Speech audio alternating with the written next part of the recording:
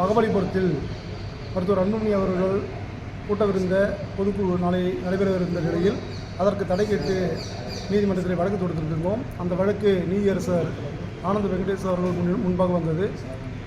இந்த வழக்கில் சிறப்பு கவனம் செலுத்தி பொதுமக்களுடைய நன்மை கருதியும் தமிழகத்தில் சட்டம் ஒழுங்கு பிரச்சனை ஏற்படக்கூடாது என்றும் வழக்கில் இருதரப்பும் ஒரு சமரச தீர்வுக்கு வர வேண்டும் என்பது நீதிமன்றத்தில் ஒரு பணி என்பதால் நீதியரசர் இருவரையும் நேரில் அழைத்திருந்தார். அது சம்பந்தமாக இன்று மாலை 5:30 மணியளவில் மருத்துவர் ஐயாவிற்கு உடல்நிலை சரியில்லாதவர்கள் நேரில் ஆஜராக முடியாததால் மருத்துவர் அன்புமணி மட்டும் நேரில் ஆஜரானார்.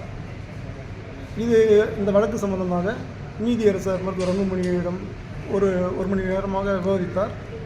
பிறகு எந்த முடிவும் இன்னும் சொல்லவில்லை. அதற்காக காத்திருக்கின்றோம்.